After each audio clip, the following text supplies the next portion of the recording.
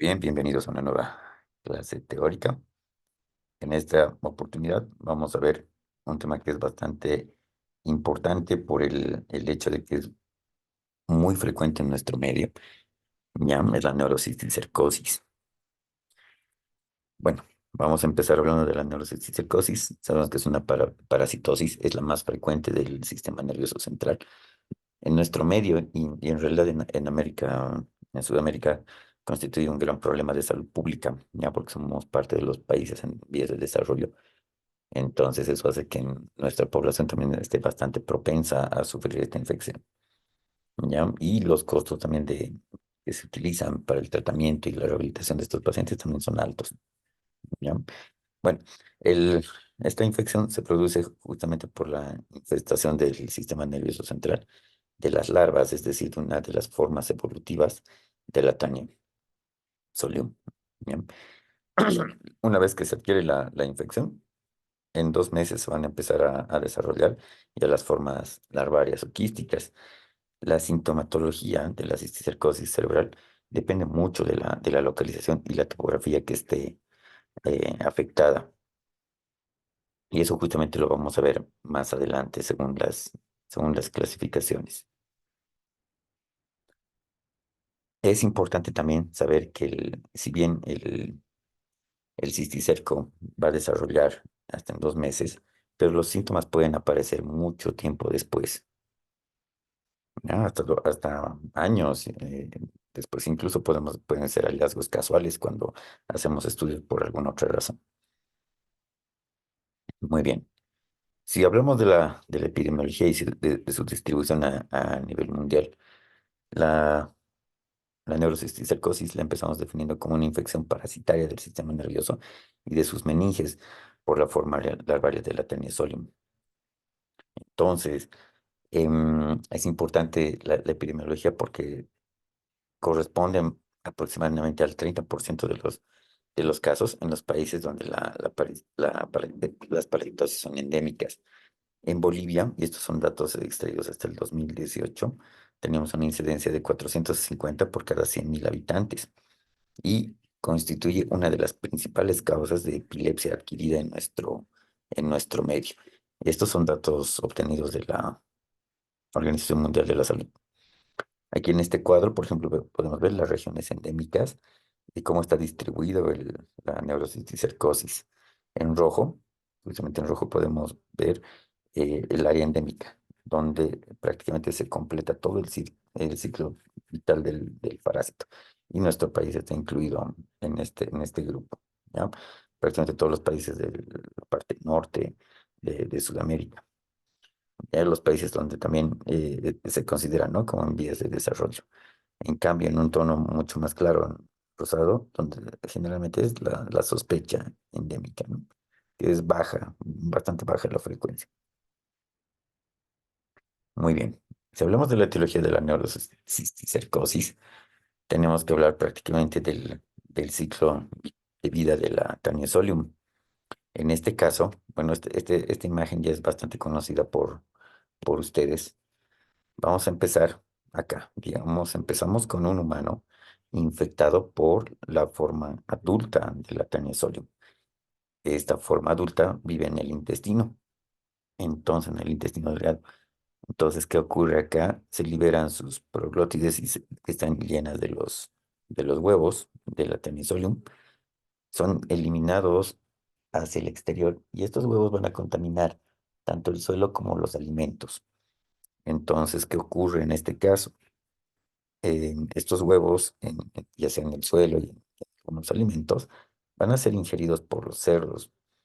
Los cerdos, una vez que ingieren, los huevos se van a convertir en las oncósferas que van a atravesar la pared intestinal, van a llegar al torrente sanguíneo y estas oncósferas van a llegar al músculo del cerdo, ¿ya? Desarrollando la cisticercosis. El músculo también que puede estar en otros órganos, ¿no? Entonces, ¿qué hace otro humano? Viene y ingiere esta carne infectada por los cisticercos, ¿ya, no? Entonces, este cisticerco, sabemos que tiene aquí una forma evolutiva de la tenia, ingresa al intestino por la boca llega al tubo digestivo, llega al intestino, donde el parásito con la cabeza que tiene el escólex se fija en la pared del intestino y nuevamente empieza a desarrollar la forma adulta.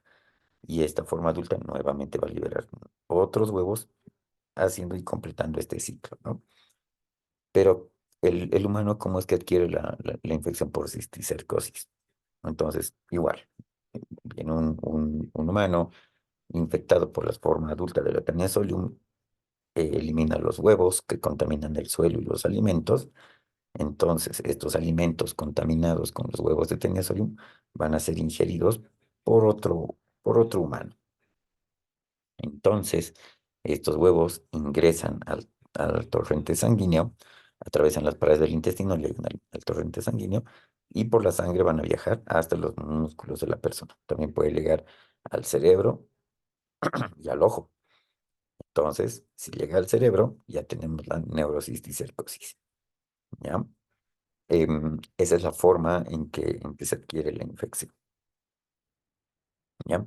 Bueno, aquí vemos en esta imagen un esquema de cómo es la estructura, ¿no? del cisticerco. Podemos ver que tiene una vesícula, ¿ya? En forma arriñonada y en el medio se encuentra el escólex o la cabeza, ¿no? Que una vez que llega al intestino, esta cabeza se va a fijar a la pared y va a ir creciendo y desarrollando la forma adulta. Por lo tanto, el cisticerco va a ser el metacestodo, ¿no? Es como la forma evolutiva antes de ser el adulto. Y aquí vemos una imagen de un cisticerco real extraído, ¿no? Que alcanza a medir más o menos un centímetro. Vemos su vesícula bastante cargada de líquido y vemos la zona donde se encuentra el escólex. Entonces, esto le va a permitir al parásito, una vez que llega al cerebro, tener diferentes estadios evolutivos. El, el cisticerco va a pasar por diferentes fases que las vamos a ir viendo también en las tomografías. Las formas evolutivas van a ser el estadio vesicular, que es la primera, ¿no? Que llega a desarrollar. Es donde se encuentra una larva viable, la larva está viva todavía, y la inflamación en el tejido va a ser mínima. Posteriormente, con el paso de los días, pasa al estadio vesicular coloidal. Es donde el parásito ya muerto. El parásito está muerto, la larva está degenerada, pero todavía tiene, ¿no? su vesícula que está llena de líquido, y en este punto, por la muerte del parásito, también van a aparecer o se van a desencadenar reacciones inflamatorias, y los síntomas van a aparecer principalmente en esta fase, ¿ya? Muy bien. Posteriormente, una vez que el parásito está muerto, pasamos al estadio granular nodular, donde ya la vesícula o la cavidad del cisticerco ha colapsado, esa cavidad que les mostraba que estaba llena de líquido, colapsa, inicia una fase de fibrosis y de cicatrización. Y finalmente el estadio calcificado, donde ya han pasado bastantes años, se forma un nódulo calcificado y la cicatrización ya ha sido completada. Entonces el parásito no va a desaparecer completamente, ¿no? Va a dejar sus restos calcificados en el tejido que lo está rodeando. Aquí tenemos igual un esquema de las diferentes formas, de las cuatro formas evolutivas, ¿no? Desde la vesicular, que es la primera, la vesícula coloidal, donde ya muere el parásito, la fase granulomatosa, que empieza a hacer la cicatrización, y finalmente la calcificación, ¿no? Es una pequeña lesión que queda en el tejido cerebral. Ahora sí, si vamos a las imágenes por tomografías y resonancias, podemos ver acá, por ejemplo, la primera fase, ¿no? El estadio vesicular, donde vemos una vesícula que está llena de líquido, ¿no? En la tomografía la hipodensidad es líquido.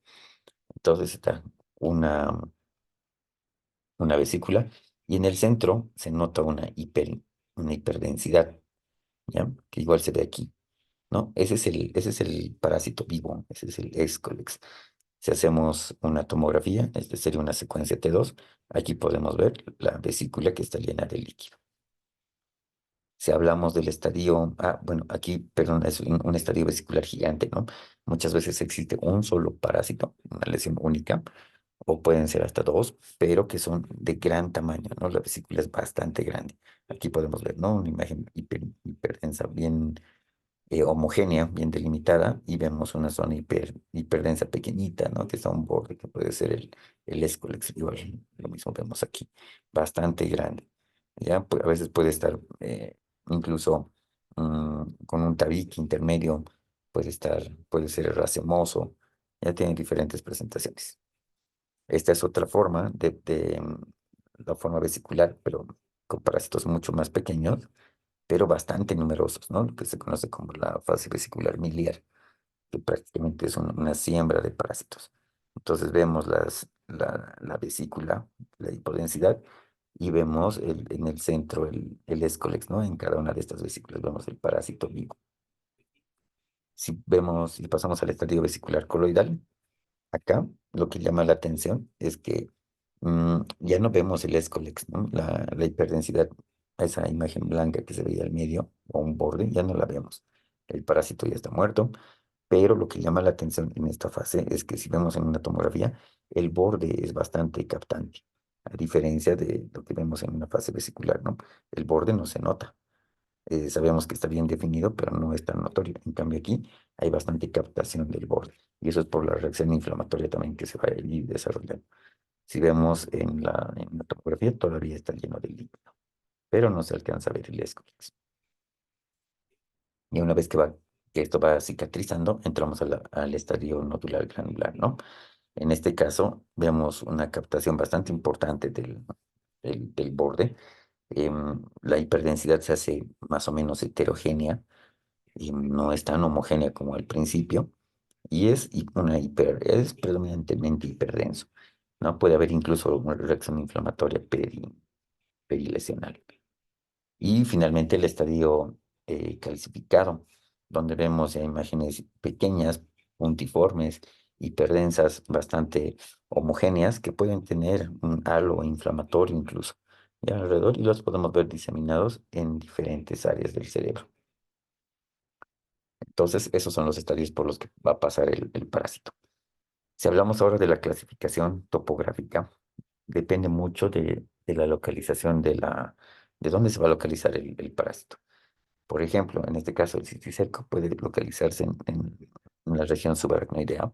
Tenemos los cisticercos subaracnoideos, que generalmente son quistes racemosos, sin escólex, y sufren de un proceso llamado de degeneración hidrópica cuando el líquido que tiene el cisticerco se va perdiendo y por lo tanto el parásito tiende a degenerar.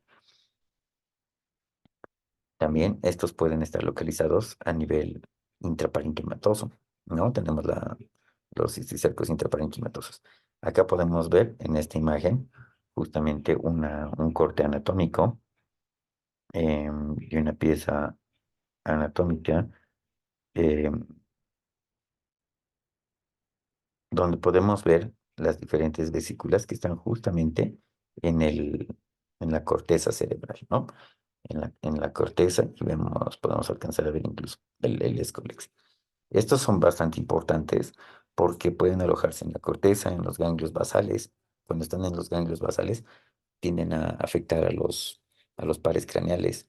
Generalmente son pequeños y están asociados a los cuadros convulsivos porque afectan la corteza cerebral. ¿Ya? Como pueden estar diseminados, pueden haber muchas lesiones. Otros pueden estar localizados a nivel ventricular, en los ventrículos laterales o incluso en las cisternas peritronco. Estos son igual bastante serios porque pueden obstruir el drenaje y van a provocar hidrocefalia. En este caso también requiere tratamiento neuroquirúrgico, ¿no? Y al haber reacción ependimaria van a provocar edema de tipo ependimario. Aquí, por ejemplo, estamos viendo una resonancia magnética, es un corte sagital. Acá podemos ver el mesencéfalo, vemos el puente y vemos el bulbo. Todo lo que está en blanco es líquido, es el líquido cefalorraquídeo. Acá vemos el cerebelo. Entonces, este lugar que estaría lleno de líquido no debería verse tan amplio, ¿no? Este vendría a ser el cuarto ventrículo. Acá podemos ver el parásito justamente obstruyendo el drenaje de este líquido y por eso esta cavidad tiende a dilatarse. Entonces hay una dilatación del cuarto ventrículo por obstrucción del acueducto de Silvio. Otra de las localizaciones del parásito es la espinal. Em, Estos son bastante escasos, son entre el 1 al 3% de los casos de neurocisticercosis. Aquí vemos, por ejemplo, en esta resonancia magnética, igualmente en un corte sagital a nivel dorsal, como las hiperintensidades, ¿no? Esto es una secuencia T2, vemos las vesículas que están llenas de líquido, vemos vesículas alargadas, vemos vesículas bastante grandes, que están justamente comprimiendo a la médula en diferentes niveles. Por lo tanto, son los que ocasionan los síndromes medulares espinales. Entonces, estas son la clasificación topográfica de la neurocisticercosis. Ahora, como han visto que tiene diferentes localizaciones, diferentes sitios donde se puede alojar el parásito, por lo tanto sus manifestaciones clínicas también van a ser bastante heterogéneas. Muchas veces son bien, o sea, no nos orientan hacia una sola patología. Esta tabla tiene un resumen bastante práctico de las características clínicas y de la localización del parásito. Mucho depende de la localización para las manifestaciones. El principal de los síntomas que se van a producir es la epilepsia. Un paciente que va a debutar con crisis epilépticas y cuando hacemos el protocolo al solicitar la tomografía, que también lo he mencionado en la clase teórica de epilepsias, justo nos vamos a encontrar con lesiones en cerebro a nivel de la corteza que corresponden a las vesículas por neurocisticercosis. Las crisis epilépticas pueden ser parciales o generalizadas y generalmente los que tienen localización parenquimatosa son los causantes de estas convulsiones. Otro de los síntomas que igual es bastante inespecífico es la cefalea, pero es una cefalea que no va a tener características de una cefalea primaria. Se caracteriza porque aumenta con los esfuerzos, pero que no va a mejorar con ningún analgésico. Entonces, si vemos en las tomografías, probablemente encontremos, ¿no? Neurocisticercos con localización parenquimatosa y extraparenquimatosa, ¿no? En especial aquellos que se encuentran en las cisternas, que ya van a empezar a desarrollar un síndrome de cráneo hipertensivo. Y ese es el tercer síntoma, la hipertensión endocraniana, que se caracteriza, ¿no? Por cefaleas, náuseas, vómitos que no están precedidos por náuseas en muchos casos y síntomas visuales junto con el edema de papila. Entonces, estos parásitos los vamos a encontrar a nivel interventricular, para que van a estar obstruyendo justamente el drenaje de líquido. Pueden ser quistes bastante gigantes. Los neurocisticercos van a ser los intraparenquimatosos también, pero siempre y cuando tengan bastante reacción inflamatoria perilesional que provoque un síndrome de hipertensión intracraneal.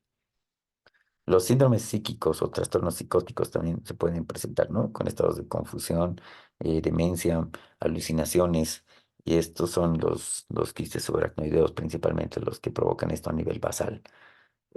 Aquí ya vamos a ver incluso hidrocefalia, y estos síntomas psicóticos corresponden justamente a lesiones del lóbulo frontal. Entonces tendríamos nuestras sospechas de encontrar cisticercos a ese nivel. Los síndromes meningios, producidos por parásitos que van a estar a nivel subaracnoideo, van a irritar justamente las meninges y son de localización basal principalmente. Cuando vemos compromiso de pares craneales, generalmente se compromete el segundo par craneal porque el parásito puede estar localizado en la retina incluso, afectando justamente toda la función del segundo par craneal. Pueden estar afectados en los músculos oculares, así de pequeños pueden ser incluso, y si están localizados a nivel de las cisternas perilesionales, o sea, los subaracnoideos incluso, pueden provocar alteraciones auditivas y del nervio facial, justo como en la resonancia que les he mostrado, ¿no? Parásito que está obstruyendo el drenaje del líquido cefalorraquídeo. Y el síndrome optoquiasmático, que se caracteriza por una aracnoiditis a nivel del quiasma óptico, que también se acompaña de datos meningios. Clínicamente vamos a encontrar alteraciones visuales y al hacer el fondo de ojo va a haber palidez de la papila, ¿ya? Los neurocisticercos van a ser principalmente los subaracnoideos a nivel basal. Entonces, como ven, las manifestaciones clínicas son bastante heterogéneas. ¿Y a qué se debe esta heterogeneidad? A diferentes factores. Uno, la localización de las lesiones, como les había mencionado.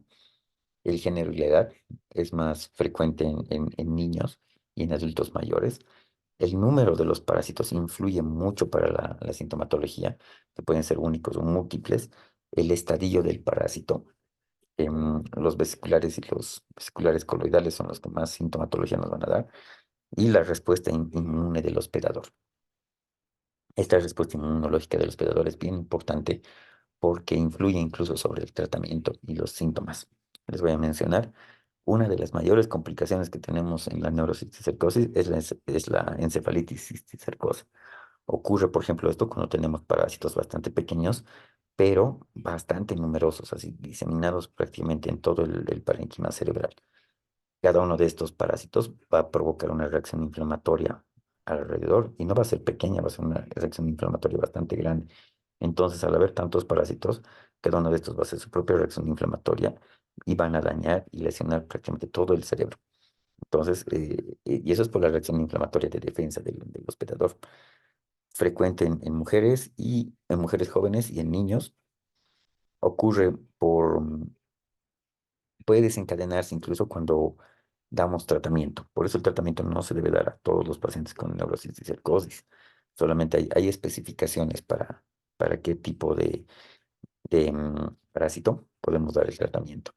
Si a este paciente que tiene tantos cisticéricos le damos tratamiento, cada uno de estos se va a defender y va a generar igual una reacción inflamatoria. Entonces, en lugar de mejorar el cuadro, lo vamos a empeorar y vamos a llegar a esta encefalitis. Y como es una encefalitis, entonces se van a manifestar por deterioro del estado de alerta, convulsiones, cefalea intensa, trastornos visuales, náuseas, vómitos y el edema de papila. Es una situación bastante complicada por la que puede cursar el paciente, que muchas veces lo lleva a terapia intensiva incluso. Aquí vemos, por ejemplo, una tabla comparativa donde compara el número de las lesiones. Las lesiones múltiples son típicas de nuestro medio, ¿no? En América Latina y en Asia.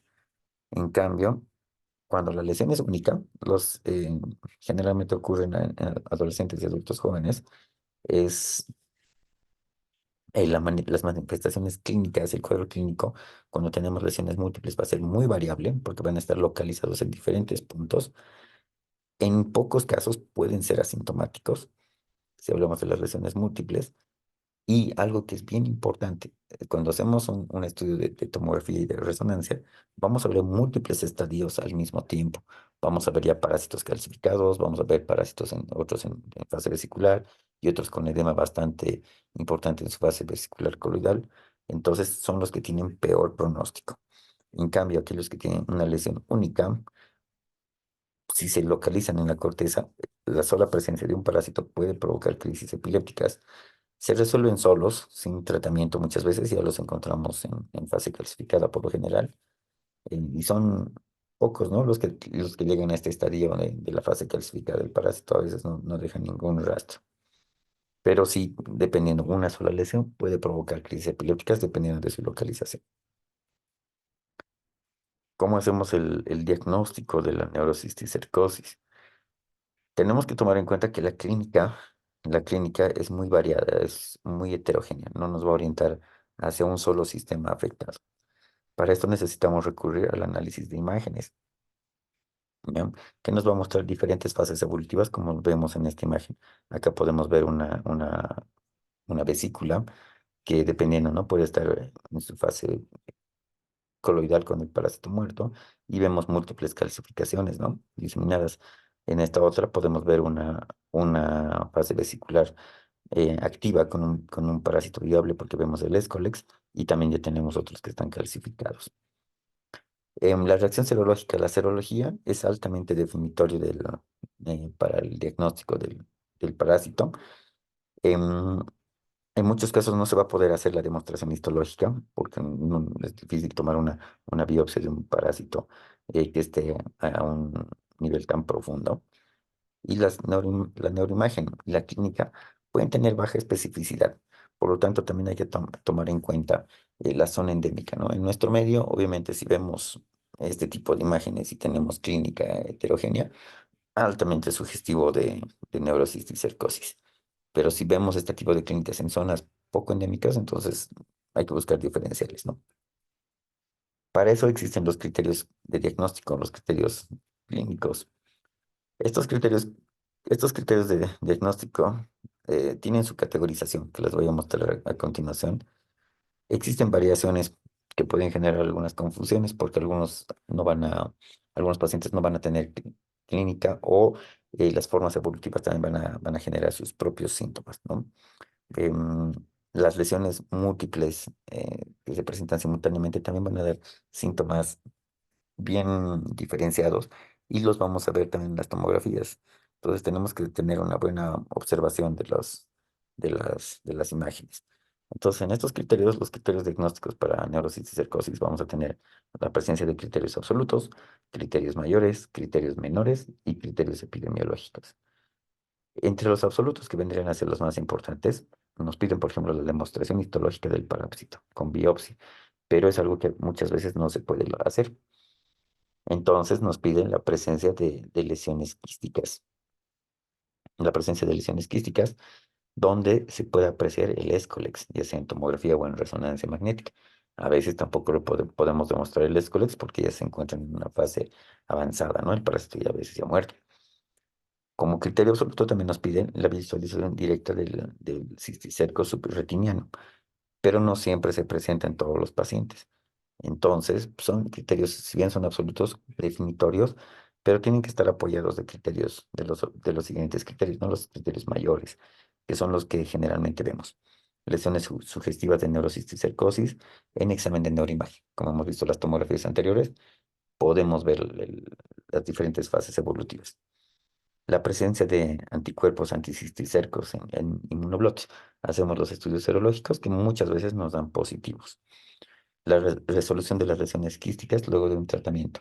Cuando damos tratamiento y hacemos el control a los meses, vemos que estas lesiones han desaparecido o han empezado ya a cicatrizar. Y la resolución espontánea de las lesiones que tal vez al principio las hemos encontrado. Como criterios menores, em, igual, la presencia de las lesiones que puedan ser compatibles con neurocisticercosis en las tomografías, síntomas que pueden ser sugestivos de neurocisticercosis y los anticuerpos anticisticerco mediante ELISA, que es a lo que generalmente nosotros recurrimos. Los criterios epidemiológicos, donde tenemos que identificar, ¿no? El hecho de ya vivir en una zona endémica ya cumple el criterio epidemiológico, pero también hay que buscar, ¿no? Familiares que puedan tener infección por Solium, em, demostrado, pero, ¿no? Eso también hay que hacer el estudio a la familia. Aquí está justamente la categorización que les mencionaba para el diagnóstico, ¿no? Según el grado de certeza diagnóstico, podemos tener un diagnóstico definitivo de neurocisticercosis cuando tenemos la presencia de un solo criterio absoluto y la presencia de dos criterios mayores más un criterio menor y uno epidemiológico. Esto es lo que generalmente nosotros cumplimos cuando tenemos nuestros pacientes con neurocisticercosis.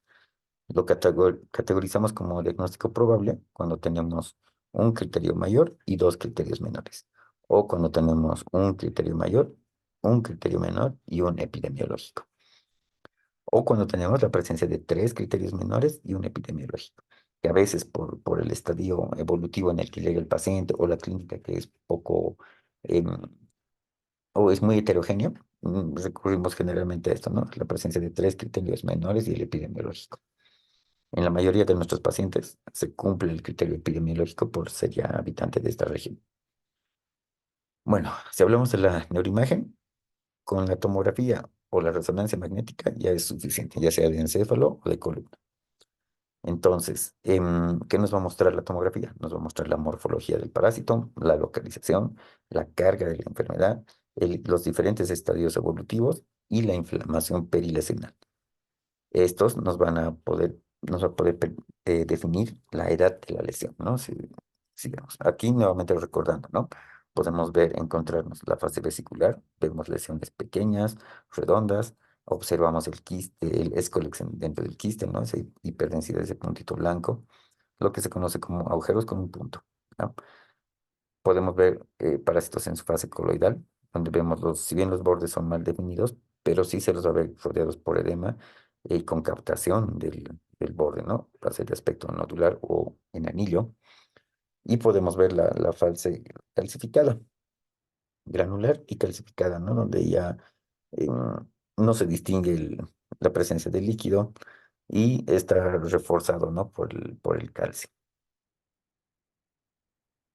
Entonces, podemos encontrar mucha variación en cuanto a la forma de los quistes. Si bien puede ser uno solo, pero puede ser racemoso, puede estar tabicado.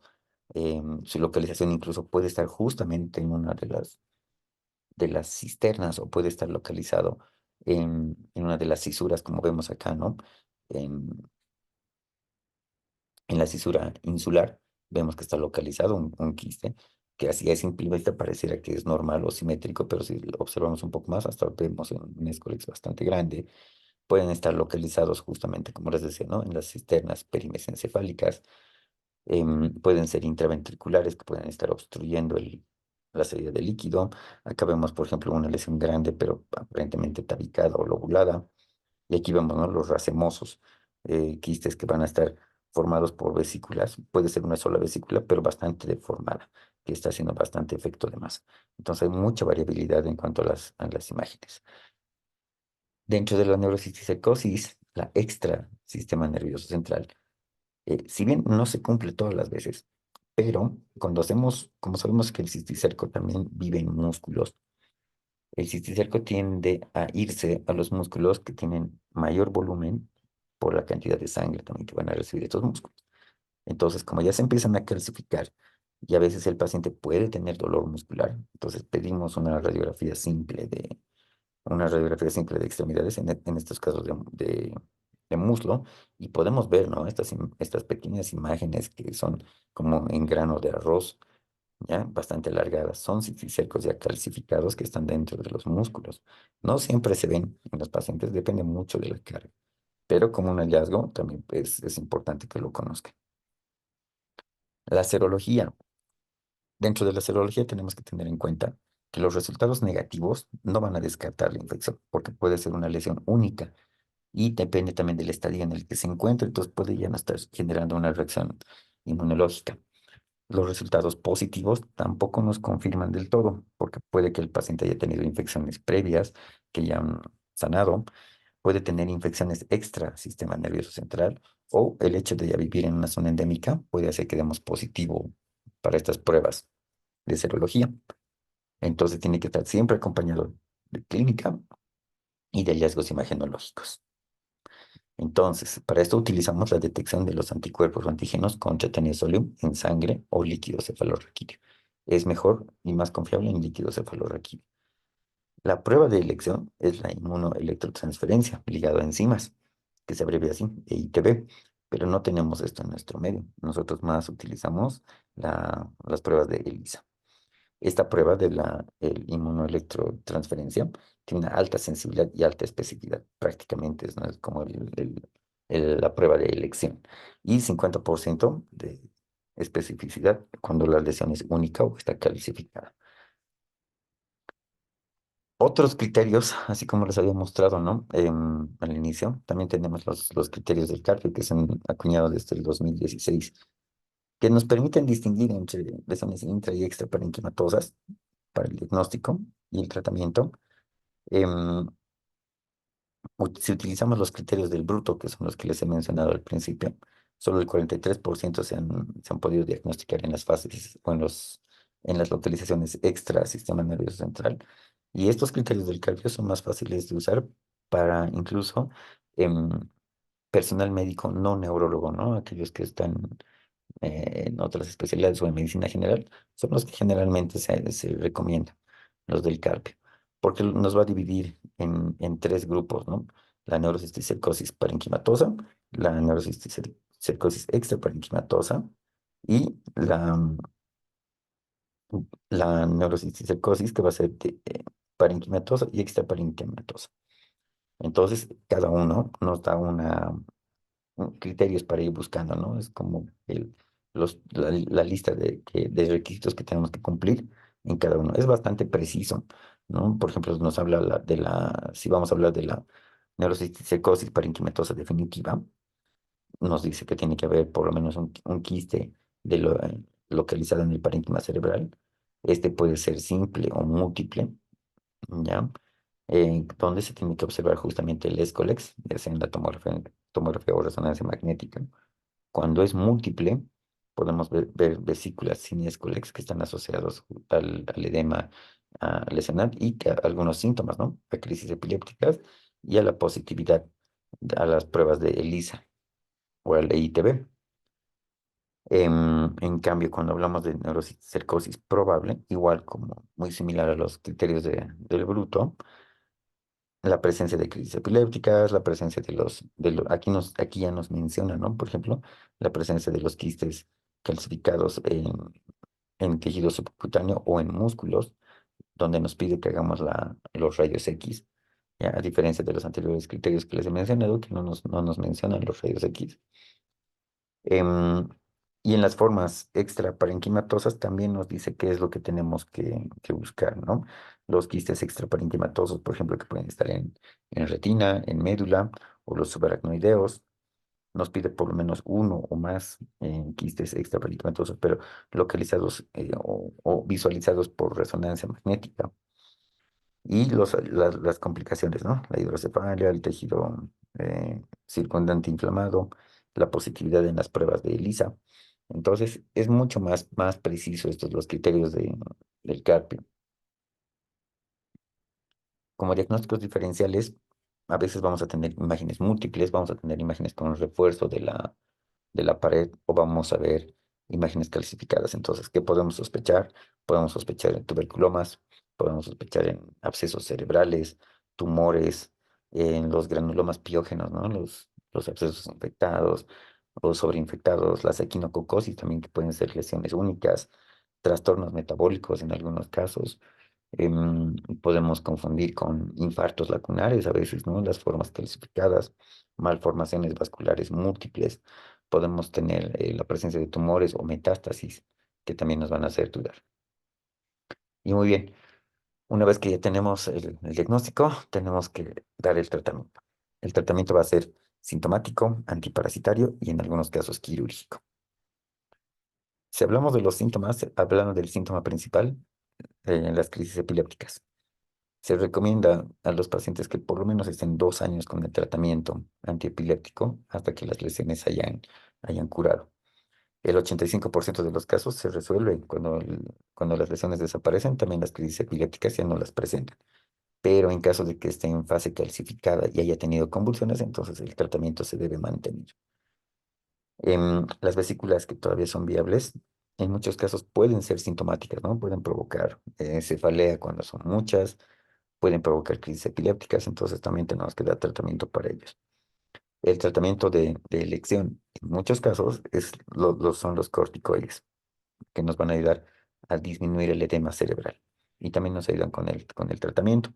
El corticoide de elección, la dexametasona, ¿no? A dosis típica para cualquier patología de 0,1 miligramo por kilogramo por día, que lo podemos utilizar por 1 o 2 semanas con descenso progresivo lento. En cuanto al tratamiento antiparasitario, es bastante controversial este capítulo del tratamiento porque hay casos en los que no se debe dar tratamiento y otros en los que sí debemos dar. ¿Ya? No todas las formas evolutivas requieren tratamiento. Está muy ligado en cuanto al número de parásitos y también en cuanto a los síntomas. Los antiparasitarios que se recomiendan en todas las guías son el albendazol, que se puede utilizar de 10 a 15 miligramos por kilogramo peso, y el praziquantel, que si bien no lo tenemos en el medio, pero a 25 miligramos por kilogramo peso. El albendazol es nuestro antiparasitario con el que contamos acá. Acá, por ejemplo, tenemos los casos en los que no debemos utilizar. Por ejemplo, no debemos utilizar en las fases iniciales porque nos puede generar la encefalitis cisticercosa, que es un cuadro y una complicación bastante severa, como les había mencionado.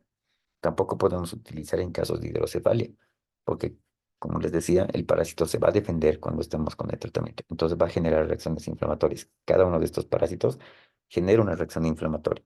Entonces, si tenemos uno que está dentro de los ventrículos, Al haber mayor reacción inflamatoria, este parásito va a obstruir la salida del líquido cefalorraquídeo, desarrollando hidrocefalia. em, Como ya de por sí el parásito está generando una respuesta inflamatoria y si sobre eso nosotros le damos tratamiento, vamos a dañar al parásito y este también va a generar otra reacción inflamatoria sobreañadida. Entonces se va a exacerbar la respuesta inflamatoria del hospedador, va a aumentar el edema, aumenta el riesgo de hipertensión endocrinal y en muchos casos van a requerir la colocación de una válvula de derivación ventrículo-peritoneal, ¿no? Por parte de la neurocirugía. En cambio, cuando hablamos de las formas racemosas, igual tenemos que tener bastante cuidado. En esos quistes que son únicos, pero racemosos, podemos generar, ¿no? Arteritis, vasculitis, por la misma compresión que se genera en diferentes puntos, podemos tener enfermedad cerebrovascular isquémica y tenemos que tener cuidado con los esteroides también, ¿no? Que pueden empeorar estas situaciones. Entonces, no se da en todas las formas el albendazol.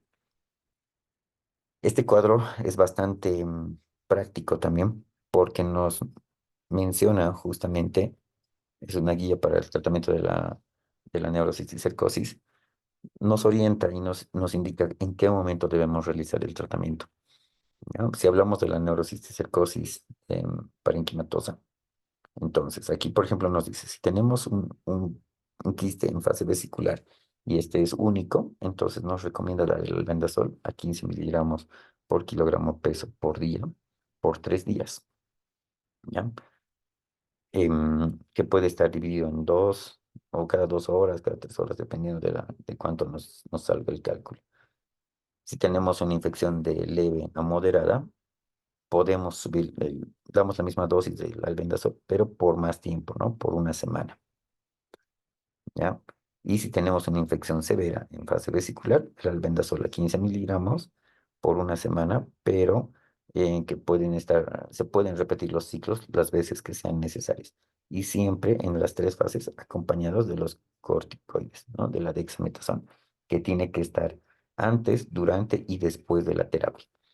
La dexametasona es bien importante como es un antiinflamatorio potente y sabemos que los parásitos van a hacer reacción inflamatoria, entonces ya nos adelantamos a este proceso y damos tratamiento. En cambio, para la fase coloidal, igual nos orienta, ¿no? Podemos utilizar, cuando es un quiste simple, el albendazol a la misma dosis, pero por 3 días, ¿no? De 15 miligramos por kilogramo peso por 3 días, em, asociado siempre a los corticoides. Cuando la infección es leve o moderada, igual el albendazol por una semana. Y cuando tenemos la cisticercosis o la encefalitis cisticercosa, entonces todos los tratamientos, los cisticidas, están contraindicados, como dice acá, ¿no? Los corticoides y demás se pueden dar, pero nos van a ayudar a reducir el riesgo de crisis epilépticas, ¿no? Y en algunos casos hasta puede requerir cranitomía descompresiva. En cambio, en las fases granular o calcificadas, ya sean simples o múltiples, no hay necesidad de tratamiento porque el parásito ya está muerto y no está generando reacción inmunitaria aguda.